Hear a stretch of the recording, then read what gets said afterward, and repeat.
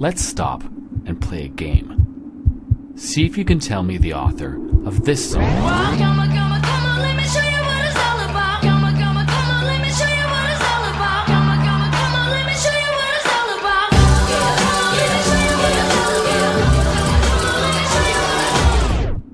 If you guessed the Jackson 5, you'd be wrong. Try again.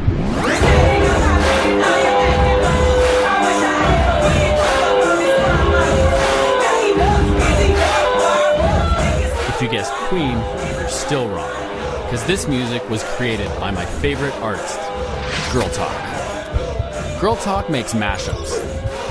His computer is an instrument, and the notes he plays are sampled from thousands of pop music classics, cut up and rearranged to create new songs.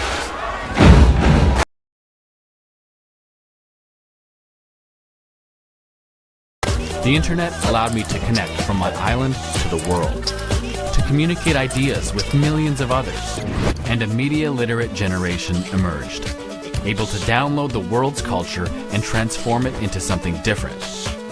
And we called our new language Remix. Funny things, political things, new things were all uploaded back to the net. The creative process became more important than the product, because consumers were now creators, making the folk art of the future.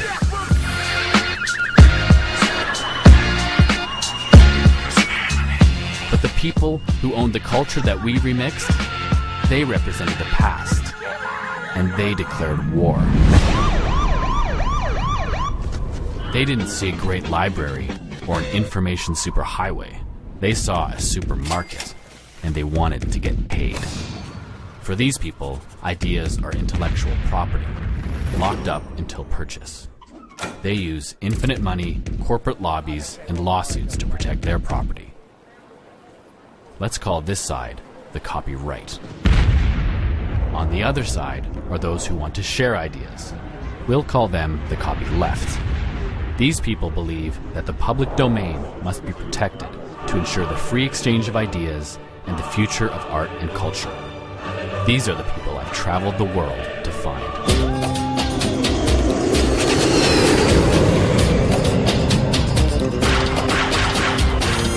Together we've drafted a manifesto, and it goes like this.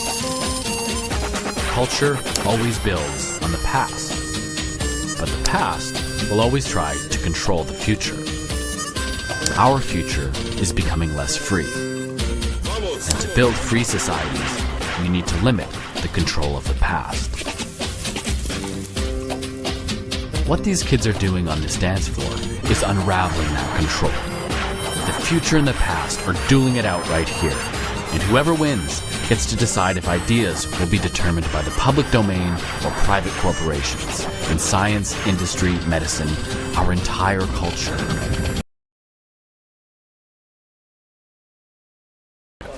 Remember the manifesto? Culture always builds on the past. And it didn't start with Girl Talk. He isn't the first artist to make new music from old songs.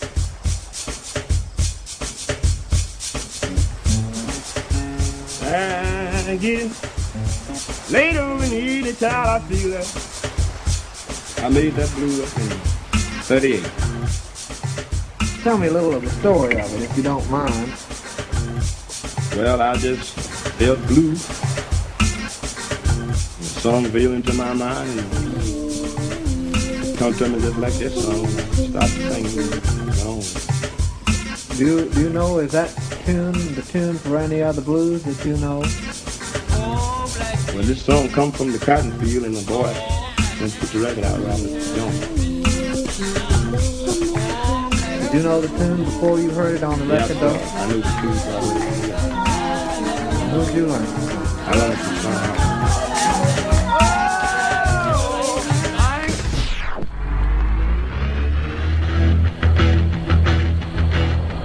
So right now I'm going to introduce the loop from the Led Zeppelin song, Whole Lotta Love, and I'm going to have kind of an A-B comparison between that riff and the riff from Muddy Waters, You Need Love. Way down inside. Baby, way down inside. inside. Woman, you need love. I know you need love. You just gotta have some love. This may be my last time. This may be my last time, children. Maybe the last time. I don't know.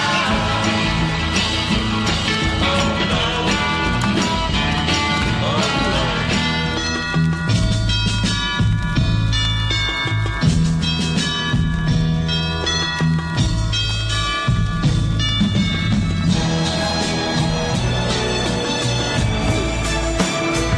It's a bittersweet symphony that's life. Trying to make ends meet. You're a slave to money, then you die.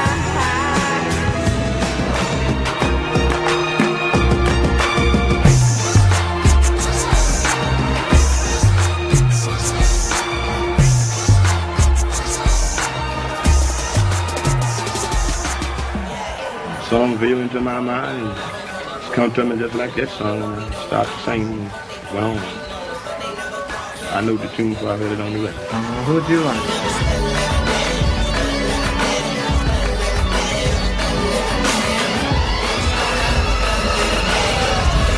So if artists build on the work that came before them, then a healthy public domain is essential to creativity. Because in the public domain, we can freely build on earlier works. It's part of evolution.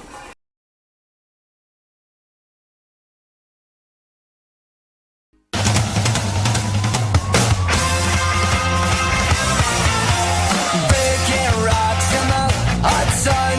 I fought the law and the law won. Napster. Law won. Hi, I'm one of the kids who was prosecuted for downloading music free off of the internet.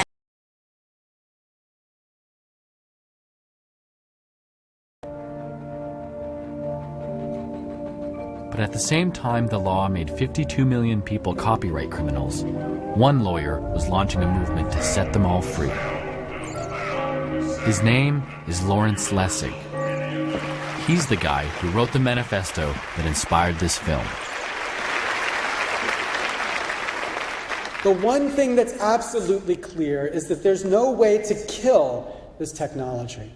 We can only criminalize its use. We can't stop people from taking culture and remaking it in a way that expresses their ideas differently. We can only drive this creativity underground. We can't make our kids passive in the way we were growing up. We can only make them, quote, pirates. And the question we've got to ask is whether this is any good. I want to make a mashup film, basically. I want to take all my favorite mashups, my favorite movies on these subjects, stuff I find on the internet, and I want to cut this together in a way that really tells the story of the last 10 years of copyright. I'm wondering if maybe you could take a look at it.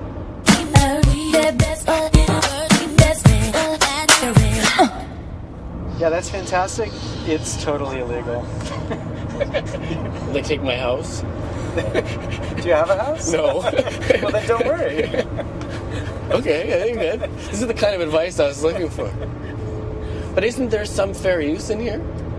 Yeah. Or is it all fair use? Well, in my view of what fair use ought to be, everything you've shown me should be fair use. Fair use is a part of copyright law that allows for free speech. I can use small amounts of copyrighted material to make an argument. I can still get sued, but now I have a defense. I think that the way you should think about it is, imagine you were writing an essay, and in the course of the essay you would quote stuff from your culture, right? You'd quote passages from, some popular writer, or you'd have passages from Shakespeare, whatever. You just include it, and you'd use it to try to make your story, right? And what you do is you'd quote and you'd cite. That's what you do. You should have the same freedom with film as that writer has with that text. Nobody would doubt that the writer could do that with the text, but it's a federal case whether you're allowed to do that with film. The coolest lawyer in the world just told me I'm making an illegal film.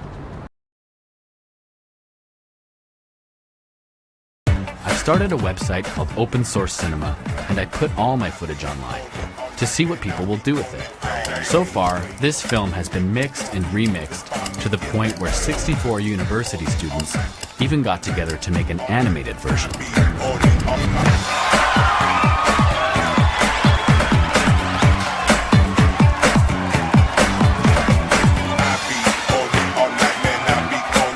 So now I've got a posse, and we're creating this movie together.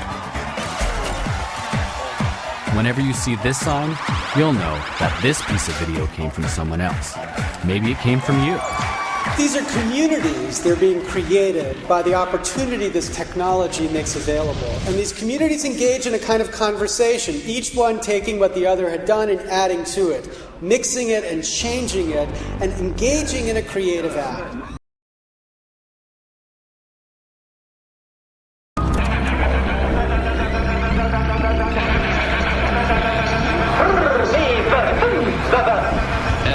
Tried to create new art forms out of the remains of older cultures.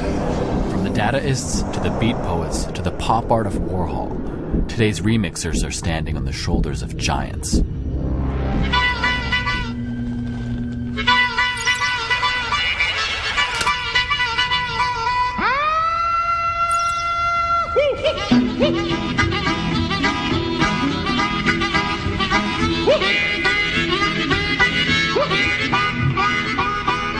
The importance of this remix has nothing to do with the technique that each of these videos demonstrates. The importance is that this technique has now been democratized. This remix gives anyone with access to a $1,500 computer the power to say things differently. Imagine there's no heaven. It's easy if you try. No hell below us. Above us, only sky. Imagine all the people living for today. The color girls say peace. This is writing in the 21st century. It is literacy for a new generation. It is building a different democracy.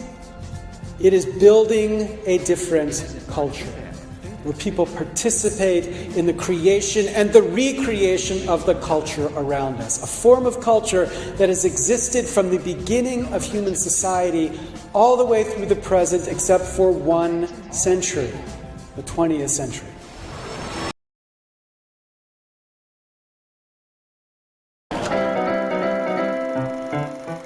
I'm a big fan of this man, Walt Disney. I'm a big fan of his work because his greatest works demonstrate beautifully how culture builds on the past. What Walt Disney did, better than perhaps anybody else, was to take works that were in the public domain and updated it and made it relevant for our age. Real boys?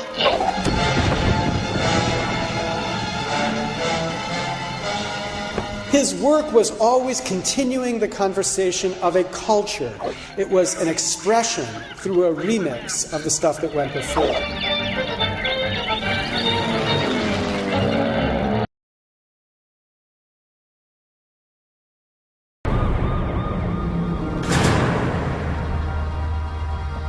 What we saw in the U.S. is that there was a real pressure to lock down every possible right. It becomes a question, are we talking about updating copyright for the 21st century, or are we talking about actually using this fear of copyright to bring forward a radical rewriting of copyright so you actually have copyright in areas it would never be before? So let's look at the American record. Lawsuits against 10-year-olds, subpoenas delivered at schools against stroke victims, against dead people.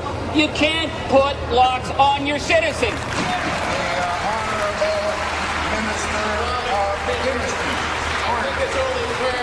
When you're online, it's easy to find out who you are. Okay? We have the date, the name, the address, and all the 2,000 songs that you had up on your computer illegally, okay? And you can get 5 years in jail and $250,000 fines for every single song you steal. Isn't that a little overboard? No, the reason why, because there's a thing called intellectual property. Intellectual property is the property of somebody's mind, okay? If I write a song about love, my unique expression about love is my property, okay? I don't own the rights to the concept of love. I wish I did. That becomes my property. I have a copyright that lasts for my life plus 70 years. How many of you guys here actually do download music off the internet right now? Tell the truth. Do you guys, like, how many of you guys actually think that when you're downloading your music that you're stealing it?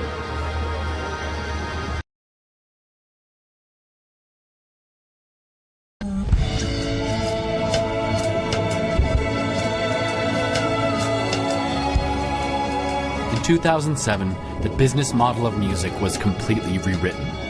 Radiohead, the biggest band in the world, left the record label EMI to release their next album on the internet. And they let their fans decide how much to pay for it.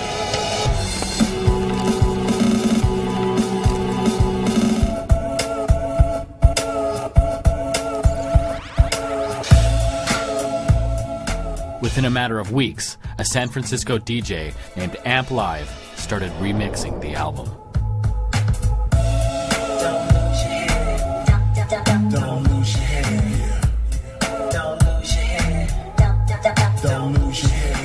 But the moment he put the songs on his website, Amp Live got a cease and desist letter threatening a lawsuit.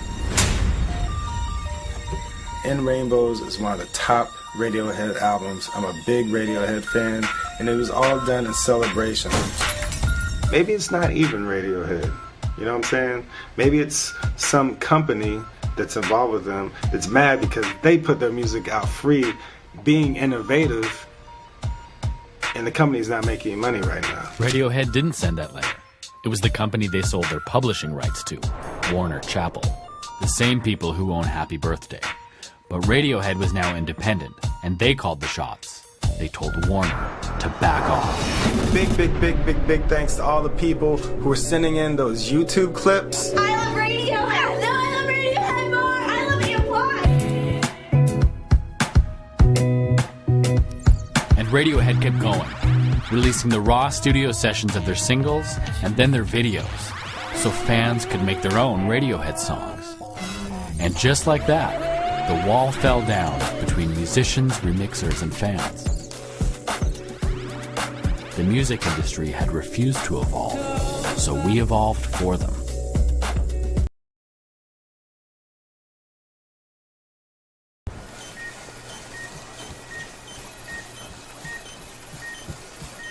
My technical title is biomedical engineer. I test devices and analyze data. In science and in my music, it's really trial and error for me. We just dabble in so many things, and that's the same way. I mean, with samples, I just sample things all day long, and then I see what works. And, you know, doing science, whenever you're looking up new ideas, you just read journals, take notes. That's just, you know, collecting the data to look into a million different things to make something new. And then there's the actual processing of the data where you're saying, all right, now I have to get results. You know, the first thing you do is research it and see if there's patents for it. And a lot of time, very broad ideas are patented. It is an experimental division, so, you know, we keep a notebook and they want us to propose 3 ideas per year. And I think if it were a bit more open to the point where the whole point of medicine and science, where let's just do the best we can, let's just build on all the ideas and see what we can make happen. I think the progress of medicine would move, you know, incredibly fast. All the time, you know, you come up with something and you do the research and it's been patented and maybe your idea is slightly different, but they might hold a patent on a core, you know, part of your idea. So, you know, a lot of times it's just, that's out of the question. You know, it holds back knowledge exchange very clearly. You know, so many things just aren't developed because people are holding a patent onto it. The cure for cancer could be a step away, but, you know, it's off limits. You know, they might sit on that idea forever and do nothing with it.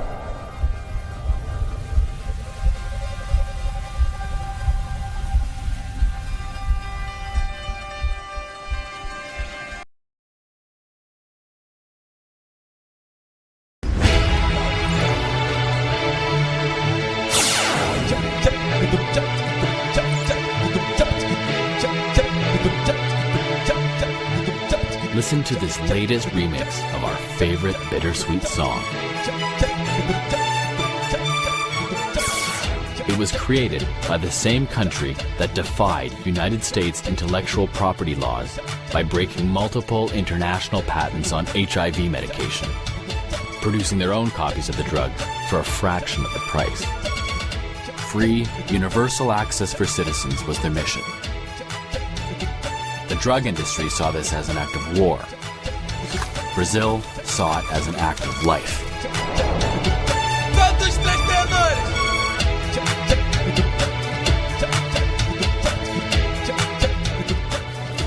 Brazil is fighting for access to drugs to fight AIDS for all its people.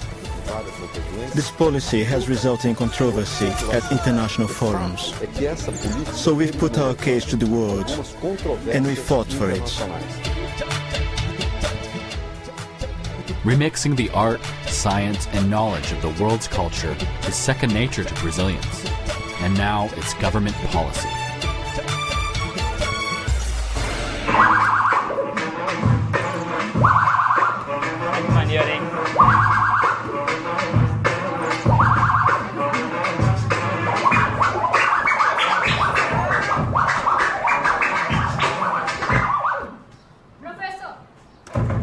Muito bom, hein?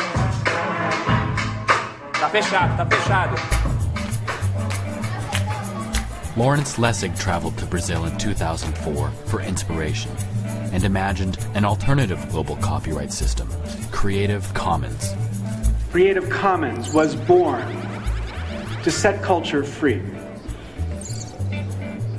A license that says, I as a musician give you the right to sample my work, take and build, create, remix. And the most important place where that conversation began was here in Brazil. I come from the land where we talk about being free. I come from a land where we are lost. You are our brother in this debate, and you must remind us of what we have lost. Lessig found an ally in Gilberto Gil, one of the country's most famous musicians, who was also the Minister of Culture. He's devoted his entire life to creating a society based on sharing.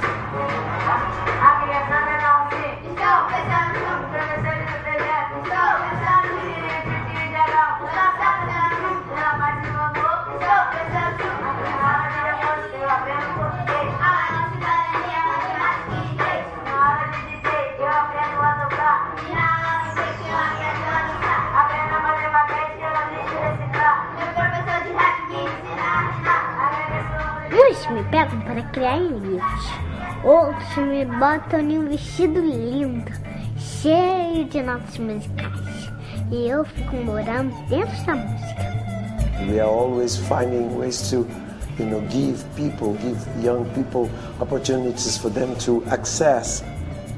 O compartilhamento é a própria natureza da criação. Não há criação isolada. Ninguém é um criador sozinho, ninguém cria nada no vácuo. Tudo já vem de alguma coisa que já foi criada antes. É uma cadeia que vai se processando. Com música, com literatura, com cinema que você está fazendo aqui agora. Quantos antes tiveram que botar uma câmera na mão para fazer o que você está fazendo agora? Olá, eu sou o Marcos. 15 anos e moro aqui na favela da Rocinha. Olá, galera, como vocês estão vendo? Vou entrar na minha casa agora. Fica aqui olhando essa linda vista. Pra vocês darem uma olhada também como do jeito que eu gosto de ensinar. Desde de 80 na Rocinha, já tirei 54 jogadas no braço. The modern sound of Rio is called baile funk, a music created in the city's favelas using samples from around the world. You can listen to this music in two ways. You can count the samples and calculate how much these kids might owe to American corporations.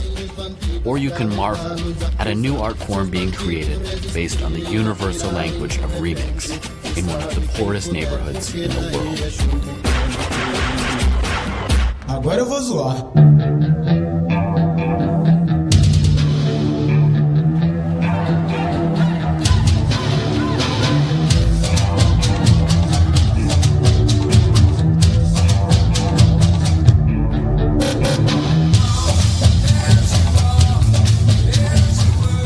As pessoas falam em funk, pensam em James Brown, em Michael Jackson, em qualquer outra coisa, nunca em um funk carioca. Porque a música foi se transformando, o que ficou foi o nome.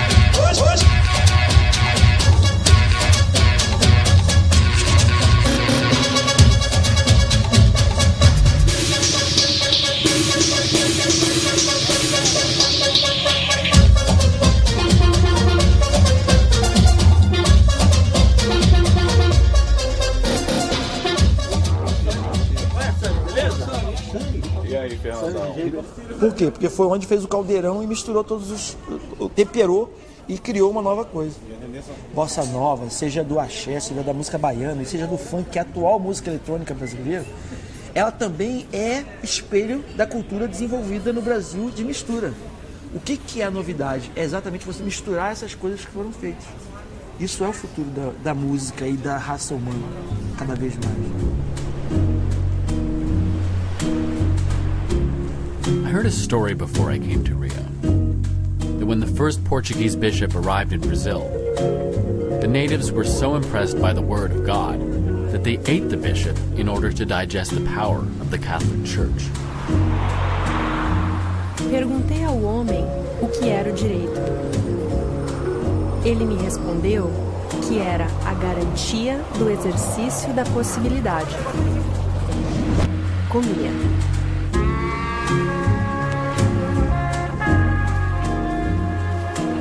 Só a antropofagia nos une, socialmente, economicamente, filosoficamente.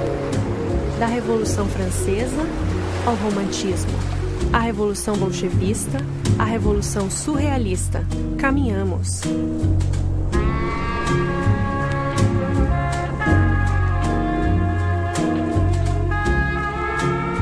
From a remixer's point of view, Brazil is leading us into the digital age. Here's a country fighting to overcome a legacy of violence, corruption, and inequality through innovation based on universal access to human knowledge and the freedom to build with it, with a balanced view of intellectual property and its relation to the public domain.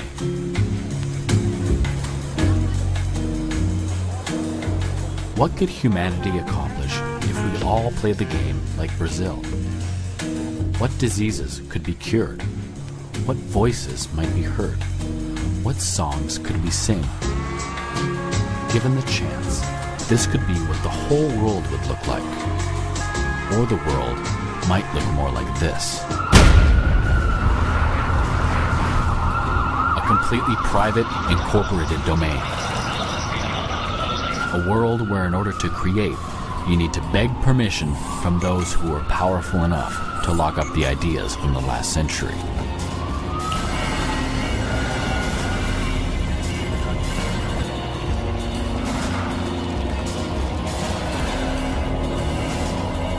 Is this where we're headed?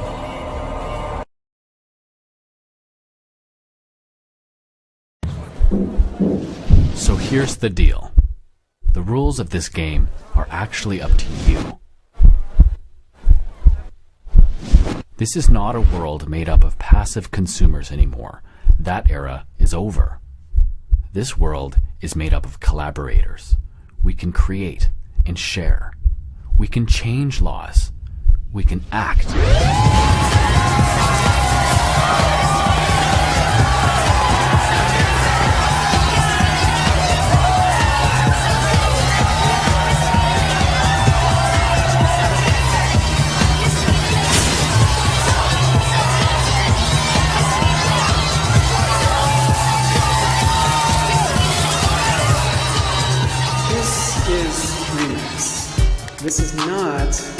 piracy.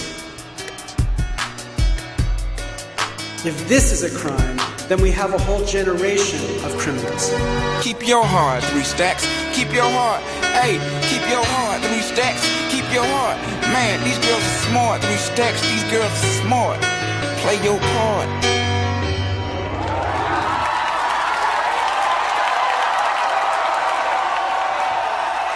Isso eu sapeco. Às vezes fico quieto. Mas todo mundo que olha atrás de mim é poeta. Tente agora fazer um verso. Se eu fosse você, faria. So take this movie, rip it, remix it, and help remake it. Put me in a headlock and pour a beer on my head. This is only the beginning of this movie. Build on the past. That's the future.